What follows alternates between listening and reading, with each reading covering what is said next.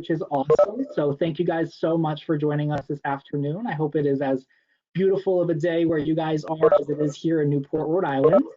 Um, so to start, my name is Zachary Pereira. I am one of our admissions counselors here at Salve Regina University. I am in charge of Long Island in particular, but also some different states, including Michigan, Missouri, Kansas, and Tennessee. But I know you guys didn't log on to hear me speak. So we do have several faculty with us here today who are, going to talk about their department and answer any questions that you guys have. The way it's going to work is they're going to introduce themselves, and then you will see a chat function. If you scroll over toward the bottom, you will see a chat bubble pop up. Just click that, and then if you want to ask any questions, at the bottom there it should say to everyone. You can choose me specifically, as I'll be moderating this. My name is Zachary Pereira, or you can just send it to everybody if you want everyone to see your question. And so if you have a question, just put it in there, and then I will be kind of moderating it and bringing those questions to the faculty. So just that's kind of how the chat is going to work, how the Q&A is going to work. But let's kick it off alphabetical to Dr. Chase. Dr. Chase, would you mind introducing yourself for everyone? Sure. Yeah. Hi. Good afternoon, everybody. I'm Jim Chase. I'm a professor. I've been at Salve. This will be my 16th year. I'm in the biology department, but I'm also the chair of the Cultural, Environmental, and Global Studies program. Zach, do you want me just to say that for now, or do you want me to say anything else at this point? No, I think that's okay. Okay. Yeah. Dr. Koreski? Sorry, let me unmute myself first. I'm Kimberly Koreski, and I've been at Salve since last September, so I'm a newer person. I'm in the Department of Biology, lecturing in anatomy and physiology, but I'm also the health professions advisor. Prior to joining Salve, I worked clinically. I worked as a podiatrist for 8 years in Philly and in Connecticut. So that's kind of my unique background as having worked in the clinical fields, and I really love bringing the experiences that I had to the students that I get to work with. Good. Yeah, and Missy, would you like to introduce yourself? I am the director the director and department chair for business and economics at Salve. I am also fairly new to Salve. I've been around for just about a year now. And as you guys probably know, we have several programs, and my area of specialization is business, hospitality, and events. And I'm sure we'll have more questions about those later. Great, awesome, thank you. So right now, our faculty are here to answer any questions that you may have about any of their respective departments, about some of the experiential learning that takes place on campus. So if you have any questions, definitely feel free to please put them in the chat, and we can start kind of having a little bit of a discussion.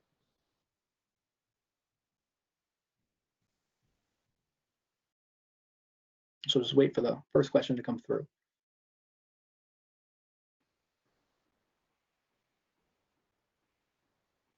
What types of internship opportunities do we have? Is there anyone in particular that wanted to maybe take that, either Dr. Chase or Dr. Yeah, I can jump in. I'm sure the others will follow. So one of the great things about Salve Regina is that I get to know all of the students in my classes early on by their first name. I understand where they want to go with their careers, and even as their careers shift, I can sort of track that and work with them. And in both the biology major, but also in cultural, environmental, and global studies, our students all do internships, at least the ones that I advise. And so it's not necessarily required, but it's highly recommended. And so in my years in Newport, I've worked really hard to create some opportunities, some really good partnerships, so students can get some real world experience before they graduate. And that has really worked out quite well. Great. How about in our business department? Sure. So we have, as I said before, we have a multitude of different areas of study in business. So we really kind of cover the gamut there. But we do require internships in all of our majors in the Department of Business and Economics. And so it really depends on the area of specialization for the student where they do their internship. But we have advisors in every area. And within those areas, we have advisors with specific areas of specialization. So once a student sort of decides the track that they're interested in or begins thinking about a particular area, they would work with an advisor. And we also have an internship advisor. They would work with either or both of those people to sort of start to pinpoint where they want to do their internship or what kind of internship they're looking for. And then obviously we as a team sort of work together with our own set of connections to make sure we can help the student make those connections and land the right interviews, for example. This semester, as you guys might imagine, internships have looked a little bit different than they have in the past. But we were actually able to transition the vast majority of our internships for the spring semester to some sort of online format. And it worked well for most of our firms, even throughout the summer. So right now we even have some students interning at KPMG in Boston remotely this summer. So I imagine that many of our internships will continue to go in that direction with more of a remote focus, even after all of this craziness is over.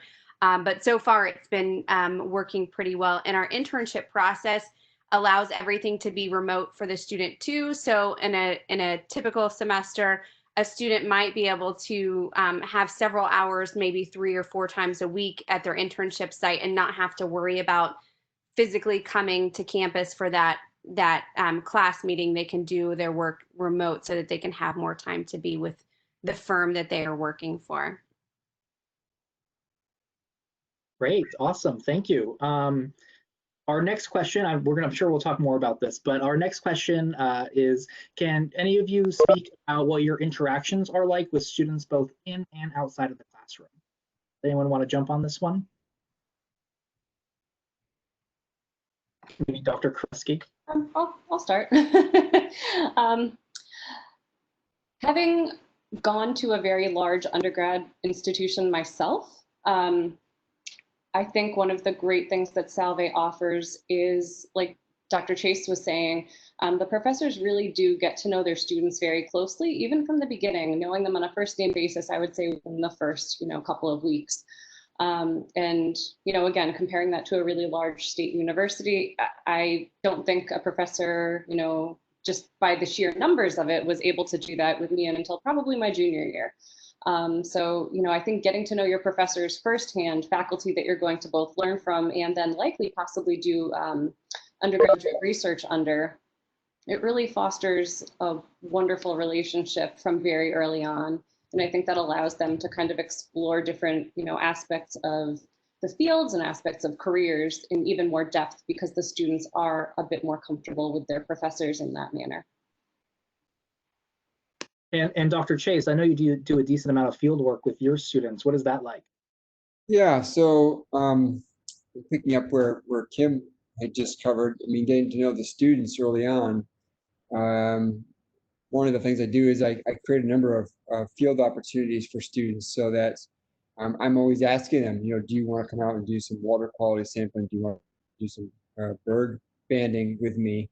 Or other projects that I happen to pick up on that are all local. So I try and keep, I think of Newport as a living laboratory, and it's my laboratory. And so I get to go out with the students, and we get involved with a lot of nonprofit groups and pick up a lot of different projects. And it takes the students some opportunities to get out there and collect some data, but also do some service projects. And then the nice piece about that, because again, my class is relatively small, and I know the students, and I see them in multiple courses over a couple of years.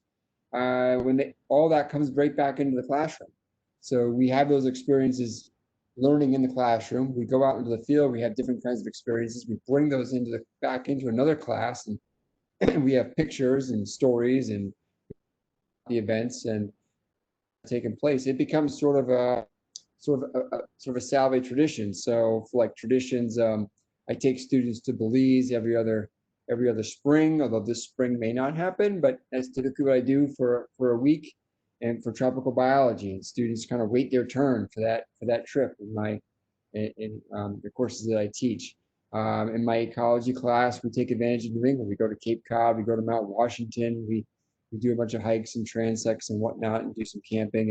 And again, the students kind of look forward to that event that's going to come because they hear about it from each other. So it really becomes an opportunity to teach both in the class, but also just as much outside the class during the week and during the weekends, and a couple of students every summer, not this summer, but most summers, will be able to stick around and do research with me in the summer. So I originally had 2 students lined up for the summer to do work, but COVID kind of ended that. But we'll get back onto it next summer, and we'll put the boats in the water and doing some marine sampling and going out to Rose Island to go band birds and all those sorts of things. So when students come, they can get really engaged. Great. And the next question is in a similar vein. This person is asking if any of you would like to talk about some of the research opportunities that are available for your students within your respective departments. Anyone want to jump on that one? Yeah. Hey, Zach. I'll start because I know that probably Jim and Kimberly have, they could probably go forever about their research opportunities in their area. And I think a lot of times people think research and they don't really think about what happens in the business area because it looks a little different. So I'll just give you some examples of what it does look like in the business field. And we have many, but most of ours is practical research and the ways that it relates to the particular discipline. So I'll just give you a few examples from last year. We had a group of students, or finance students, who actually took part in a worldwide competition. It was in Chicago, fortunately, while people could still travel. And it was a chance for them to build a portfolio and compete with other institutions across the nation, other students across the nation in their portfolio. So they actually did a lot of practical-based research on portfolio building and how they can build the best portfolio, make the best investment decisions, et cetera. And so they did those things, and then they competed. This was our first time in this competition against, I think, somewhere around 200 other institutions, and like Ivy League institutions, major competitors, and they came in second place across the nation. So that is just one of our examples of how we use sort of the more hands-on practical type research. It may not be published in a journal, for example, but it is something that gives them that experience that they can then use in their interviews when they graduate, for example. We also have a lot of competition-based research as well. So we send students with faculty members in ways that they are working on building their own personal portfolio. So, for example, our American Marketing Association group went to a similar competition this year that actually did get moved online. And they came in fourth place, I believe, across the nation in 2 different categories for what they had researched and then created from their marketing portfolio. And we had a similar one where our group for Enactus, which is based on entrepreneurial skills and using those entrepreneurial skills for good across the world. So our Enactus team actually competed and came in second place and won. And there was a competition for the top 3 Enactus presidents across the country. And our president, who was only a sophomore, came in, made it into that top 3 category too. So so you see a lot more, I think, competition and portfolio style research in our field. Some things do get published in more traditional research style, but it just looks a little bit different in business than it would, say, for example, in biology. Which is a great segue to Dr. Koreski, if you want to talk about some of the research opportunities that exist in your department. Sure, and this is going to overlap a lot with Dr. Chase as well. But some of the undergraduate research within the university that is available in bio would be under one of our microbiologists, one of our neuroscientists, the field of pharm and tox. and marine bio. So those are kind of the primary areas where our faculty are currently researching. And the great thing at Salve in the bio department is that the students, when they sign up to assist one of the faculty, they really are participating directly in the research and they're working directly with the faculty. It's not, they're not necessarily always working only under a TA. They work directly with the faculty. They talk about, you know, this specific techniques. They work on forming posters. They work on, you know, writing the papers directly again with the faculty. So, you know, I think that's a pretty wonderful experience for them to get that they may not get elsewhere. And then from the healthcare side of things, as with everything else COVID-wise, a lot of those internships now are kind of on pause, but hopefully as soon as things are a little bit more stable for, you know, patient safety and student safety both, you know, we'll be able to get that up and going again. All right, and Dr. Chase, how about in your department? Yeah, I'll just kind of circle back around. I think that there are lots of great opportunities for our students in the area, as I mentioned before, with internships and opportunities for both research. Now, in the environmental studies, like global studies, the more the liberal arts side is actually quite an amazing number of opportunities that students can get, and they're pretty eye-opening, I think, for them, working with nonprofit organizations. And so we have a lot of courses that are what we call are civically engaged. And so we actually invite community partners to come into our classes, although now it'll be virtually, but they come in and they introduce the students to what they work on, introduce the students to their problems and how they approach them and what kind of questions they have. Then the students learn about the issue and then begin to partner with them. So let me give you a specific example. We have a class that's called Environmental Justice, taught by Dr. Craig Candela. And in that class, they partner with a really wonderful nonprofit group locally called Clean Ocean Access that deals with both the water quality of our ocean, but also how people gain access to the water, public access. And the students, upon hearing about what Clean Ocean Access does and their goal and their mission in getting involved, decided that what they would do is do a broad community survey. And they began to survey people who were down using the water, using the access points, and getting to understand what they knew and what they didn't know about their access to the water. And that really helped inform what Clean Ocean Access does. So it's great for our students, and it's great for our community partners, and it's great for just that relationship between the university and the city where we live. So I think what you've heard is there's all kinds of ways in which students can get involved, and pretty much I think all of our students have these opportunities, and whatever their major is, it's not even a matter of them having to go look for it. Sometimes we're looking for them and to put them into those places. So it's one of the beauties of being at a small college where we get to know our students really well. Great, thank you so much. And thank you to all of the counselors who have joined us in the past couple minutes. We're going to keep going here with the questions we got. This one is business focused. It asks, can you explain more about your business major in the environment of a liberal arts university? Also, what do you think, now that this is your specialty, what do you think the outlook is for students interested in hospitality and events given the current situation with coronavirus? Sure. So I'll start with the first question about the liberal arts.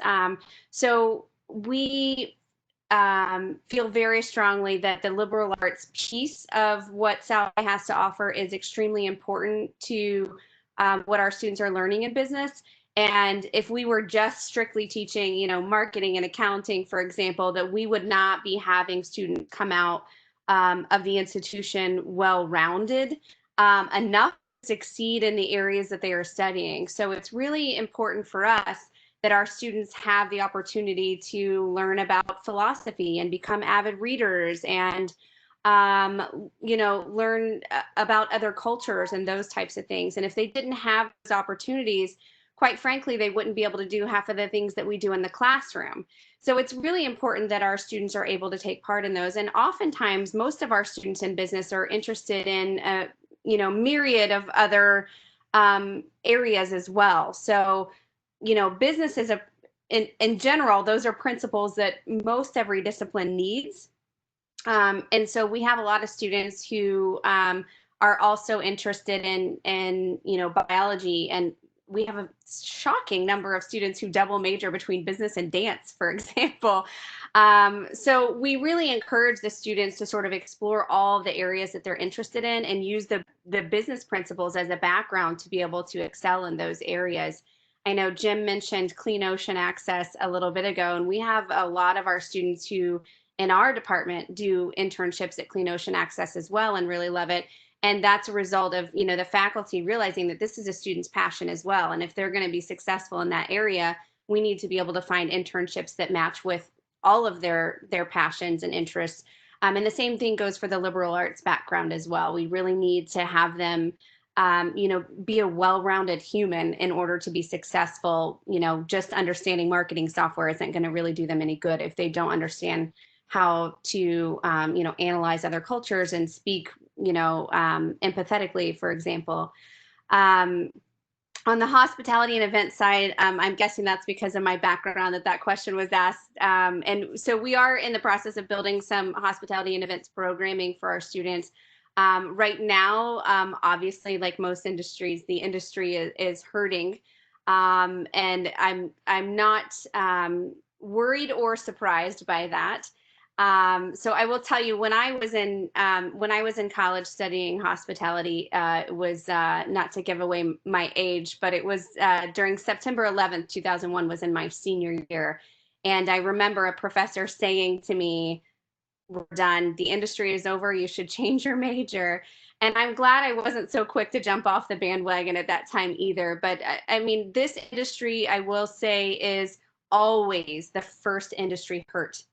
Every time there is an economic downturn, every time there is, a global or a local issue, always hospitality is the first one hurt because, that's your expenditure money when we're traveling, for example. We don't forego the rent or the mortgage or the groceries in order to go on vacation. It's always the first thing to go, but it's also always the first thing to recover. And it's, the oldest industry, or one of the oldest industries in the world. So it always does recover, and it's always the first to recover. It's the first sign of an economic recovery and things like that. So I do believe that there's always opportunity in the field, and Newport is the perfect area for that. Our economy thrives around hospitality and tourism.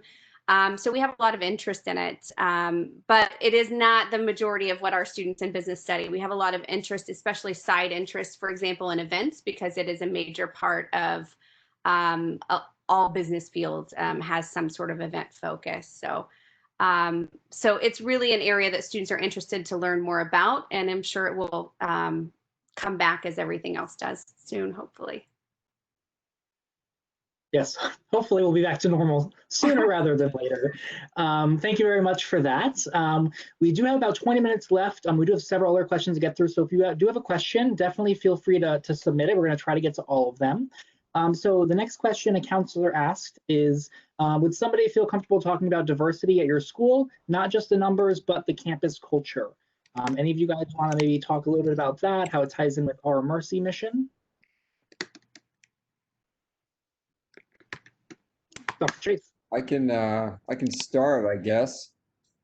Yeah, I mean, I guess, let's see, where can I start? I can start by saying that we're a Sister of Mercy institution, and one of the critical concerns of one of the 5 critical concerns of the Sisters of Mercy is about racism.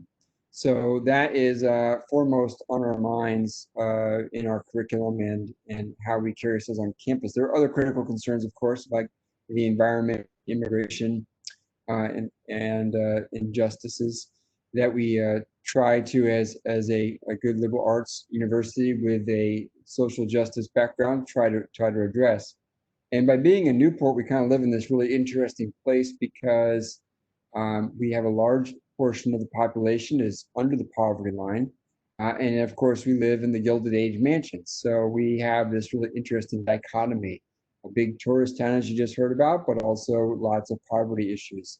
this gives the students an opportunity to really wrestle with aspects of diversity and aspects of poverty that they wouldn't maybe necessarily get a chance to in their hometowns.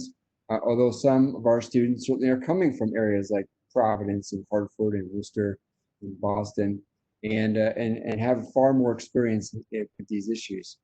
We don't have a very diverse campus. We continue to try to make it more diverse, that is racially diverse.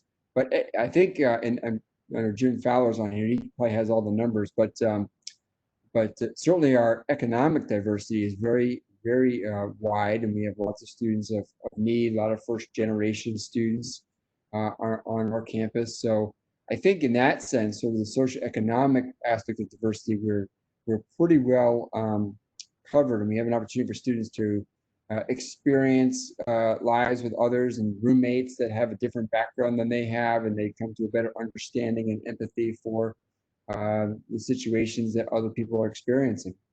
But as far as racial diversity goes, I think our campus still has a long way to go towards making it a more diverse campus, but we do happen to live in a very diverse city. I'll stop there. Maybe others can chime in.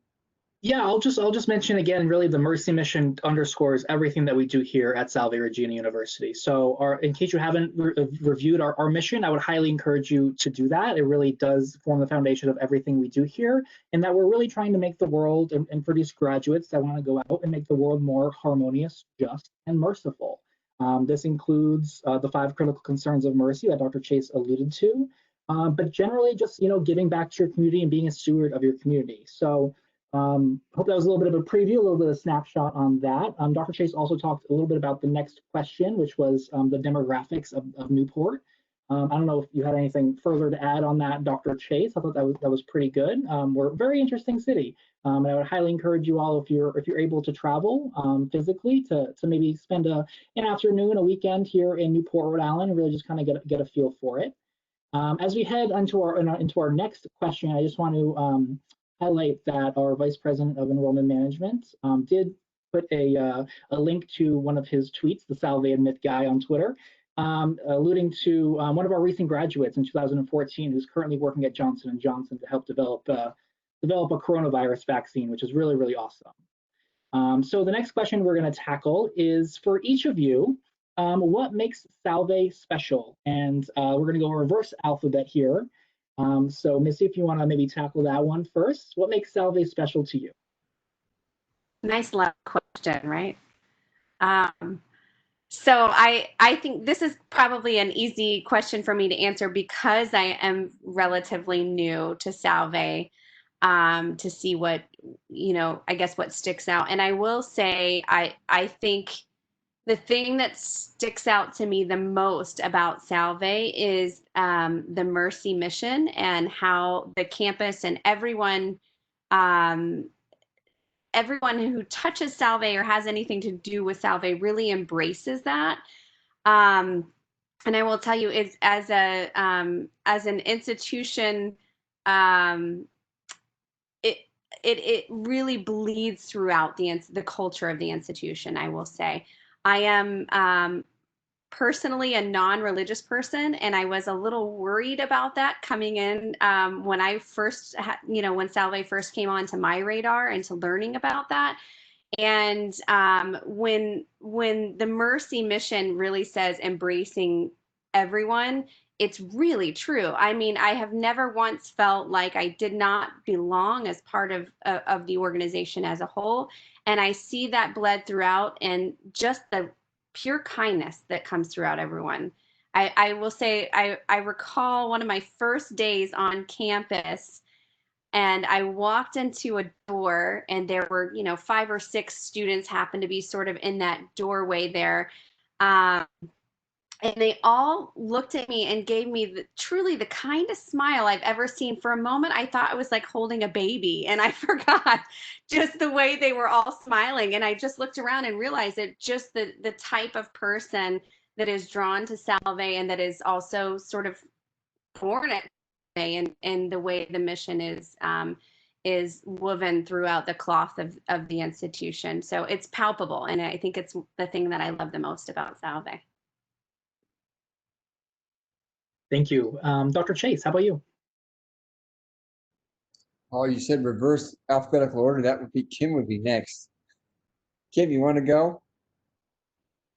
Yes, we'll do Dr. Kresge. My apologies.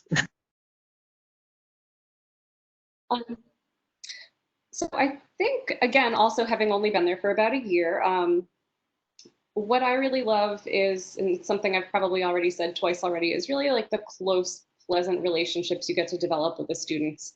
You know, for me, it almost echoes the things that I really enjoyed in patient care. Developing those relationships that you have with your patients, now I'm just developing them with students.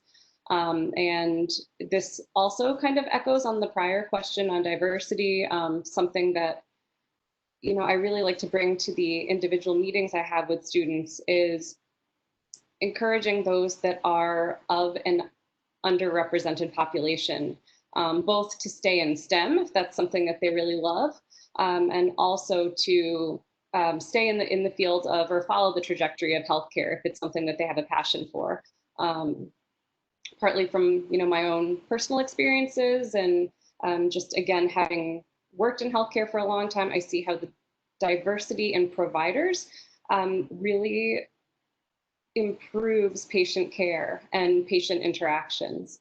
So that's something that, you know, as during, you know, my time here that I really, you know, kind of hope to encourage and develop, because I really think that it's important.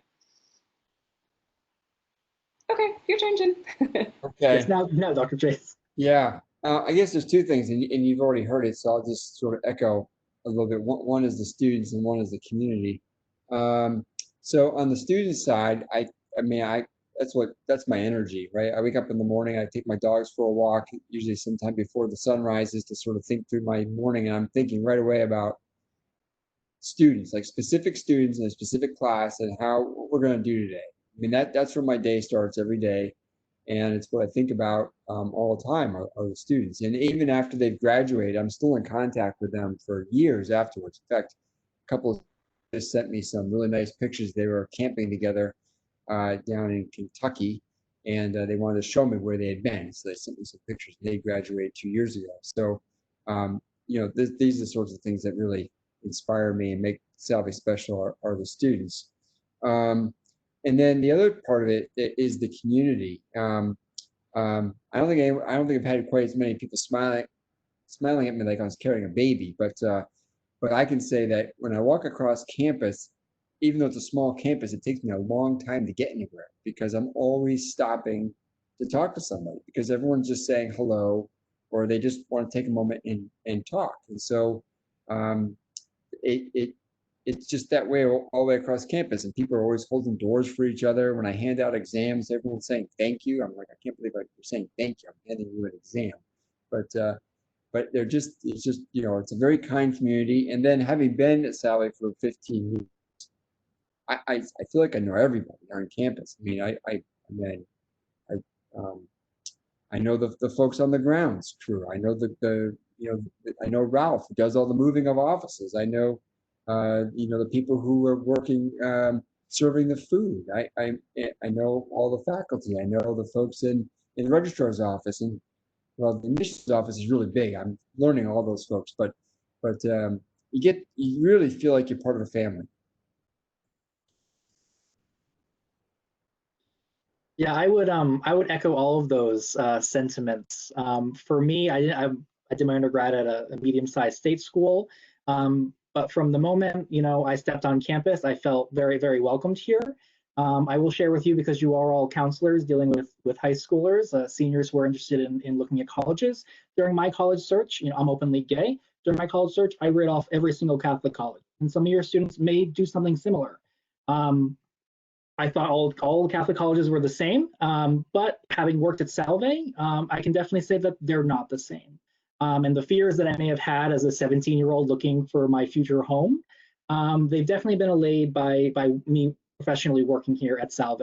We have gender-inclusive restrooms on campus. We are a very open, very welcoming community to people of all socioeconomic backgrounds, sexual orientations, religious identities, or anything like that. And so one of the things that makes Salve special for me is, again, that very welcoming kind of familial community atmosphere. So we're going to head on to our next question. Only about 10 minutes left, and we're going to have to wrap it up. But we have a counselor asking that the certificate programs seem that they're mostly for graduate students.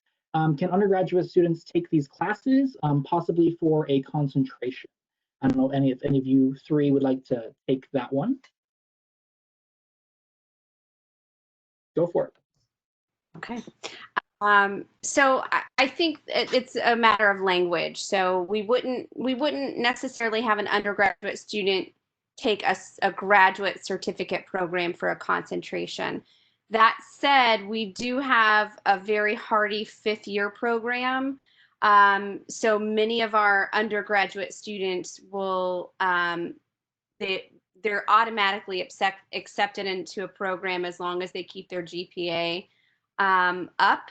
To the ability to take, for example, our MBA program, and they would be allowed to take those courses as an undergraduate in their 5th year. They can take up to 4 graduate courses, 2 of those counting also for their undergraduate credits. So they're getting ahead while they're an undergrad on their graduate program, and then also able to do those if they save their credits wisely as part of their normal semester. And we work with students at an early stage so that they are saving those credits wisely if they have any inclination to possibly getting their master's degree later on. So we do have a lot of students do it that way. As far as concentrations go, we do have undergraduate concentrations as well as minors and things like that students can pursue. And sometimes those graduate credits can go towards those concentrations and minors, but it wouldn't be like holistically taking out a concentration, a certificate, from the graduate program and making it into a concentration for an undergrad. But we do have students who will use those graduate courses towards those things. But it is very, very common and popular for our students in their 5th year to take a lot of those graduate level classes toward their MBA or other master's degree programs and content and certificates as well. Great, and I will say we do have several 4+1 kind of combined bachelor master's programs, which a lot of students are, looking into, taking advantage of, and so I would encourage all of you guys to kind of check that out as well. One of them being the MBA program in our business department. So it looks like we have time for maybe one more question. About 5 minutes left. We have one counselor asking if any of you would like to expand more on the religious aspect of campus and how it affects student life. If none of you guys, feel you can adequately answer that, I can try to answer that for you. Does anyone want to? I can just start off. We're a Catholic university, and I think where it affects, I guess the flavor is that if you ask many students, it sort of seems kind of Catholic light. I guess that if you're expecting sort of the Boston College or Notre Dame, it's not going to be quite. That would be sort of Catholic heavy, right? So sort of Catholic light, I guess it's been described to me. But as Missy pointed out, it's a campus that's open to all people of all denominations. It's very embracing of that mission. There's lots of opportunities for students to practice their Catholic faith, and a wonderful chapel that's on campus is just really beautiful. So there are masses that are there on a regular basis, and we have a wonderful service opportunities that's really geared towards the Mercy mission and the Catholic faith, but it's open to others for our students to all sorts of retreats and service opportunities that are within that. So I think it's a place where a Catholic wants to find that part of their faith as part of their campus experience. They certainly will. Students who are of other denominations will have to take 2 religious studies courses like all of our students do, but they're fairly broad. So it's not like an indoctrination into Catholicism or anything like that. It's really a very broad approach to religious and theological studies. All students in our liberal arts program take 2 of those courses. And then there's other denominations that gather in clubs and groups on campus so that they can practice their faith as well. Yeah, I think that was great, Dr. Chase. Thank you. I've also heard it described as Catholic light. I prefer to just think of it as a religious of an experience as the student wants to make it. So if the person is of no faith or is not interested in continuing their Catholic faith or tradition, their upbringing, there's no pressure on them to do so. But like Dr. Chase said, that we do have 2 course requirements in our religious and theological studies department, but they are a large range of topics to choose from for our students. Well, with that, it does look like we have just about run out of time and run out of questions, so perfect timing. I just wanted to thank our 3 faculty who are with us today. Thank you guys so much for joining us. And thank you to all the counselors who tuned in. If you guys have any questions, feel free to connect with these faculty members or with our admissions office. We're more than happy to answer any questions that you all have. But with that, I am going to kind of end our session. I hope you all enjoy the rest of your day, and I hope you learned a little bit more about Salve Regina today. Thank you all, and enjoy the rest of your afternoon. Thank you, everyone. Nice to see you all. Thank you.